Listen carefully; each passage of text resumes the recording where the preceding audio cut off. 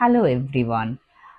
আমার নাম দোয়েল। আমি mental health professional and cognitive behaviour therapist.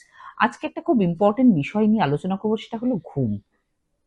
How to get a good slip.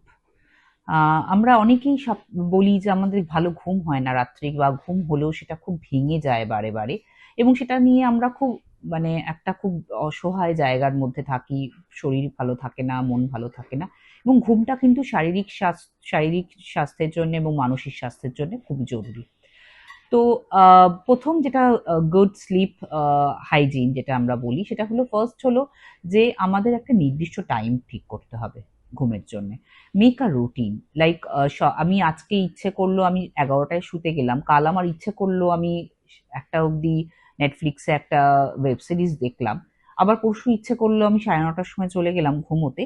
সেটা কিন্তু ঘুমের জন্যে ভালো নয়। তো আমাদের একটা রুটিন ফিক্স করা, যে আমি যদি 11টায় যাব ভাবি, তাহলে প্রতিদিনই আমি 11টায় ঘুমোতে যাব। 2 নম্বর যেটা হলো কাট ডাউন অল স্টিমিউলি। যেমন আমরা যেটা বলি যে ক্যাফেন জাতীয় জিনিস, যেটা সন্ধ্যে 6টার পর আর না নেওয়া। সূর্যাস্তের পর কোনো চা কফি জাতীয় জিনিস যত কম খাওয়া যায়, যদি খেতেই হয় সেটা ডিক্যাফ খাওয়া দরকার। 3 নম্বর যেটা হলো যে আহ, ঘুমানোর আগে যদি আমরা একটা হালকা মেডিটেশন অ্যান্ড একটা ওয়ার্ম ওয়াটার একটা বাথ নিয়ে যদি শুতে যেতে পারি, তাহলে খুব ভালো, খুব নিশ্চিন্তের একটা ঘুম হয়। 4 নম্বর যেটা হলো সেটা হলো যে আমাদের একটা ঘুমের জন্য একটা পরিবেশ তৈরি করা। যেমন যে ঘরটিতে আমি শুতে যাব, যে আমার যে শোয়ার ঘরটি, সেই ঘরটি যেন টেম্পারেচার ওয়াইজ ঠিক থাকে, যেন খুব গরম না হয়, খুব ঠান্ডা না হয়, এবং যে বিছানায় আমি শোবো, বিছানাটা যেন একদম আমার জন্য একদম অ্যাপ্রোপ্রিয়েট হয়, এবং পিলো আদার যে স্টাফগুলো আমার লাগে সেগুলো যেন অ্যাপ্রোপ্রিয়েট থাকে।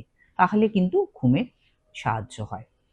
আরেকটা যেটা আমাদের খুব দরকার, যেটা এখনকার দিনে আমরা খুব বেশি স্ক্রিন দেখি মোবাইলে এবং টিভি, বা সেগুলো আমরা দেখতে থাকি, এবং অনেকক্ষণ রাত জেগে আমরা সেগুলো দেখি।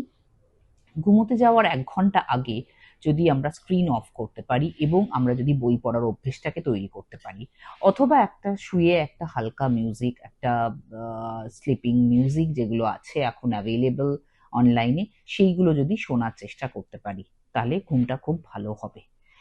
আর যেটা আর খুব আর একটা যেটা দরকার, যে আমার ঘুমের জন্যে খুব বেশি প্রয়োজন, যেটা হলো যে যোগা অথবা এক্সারসাইজ অথবা সুইমিং অথবা জগিং, কিছু একটা এক্সারসাইজ করা প্রতিদিন। সেটা কিন্তু খুব খুব ইম্পর্টেন্ট আমাদের ঘুম ভালো রাখার জন্যে, ভালো করার জন্যে। এই কয়েকটা টিপস মেনে চললে আমার মনে হয় ঘুমের সমস্যা থেকে আমরা অনেকটাই অব্যাহতি পেতে পারি। ভালো থাকবেন। Thank you.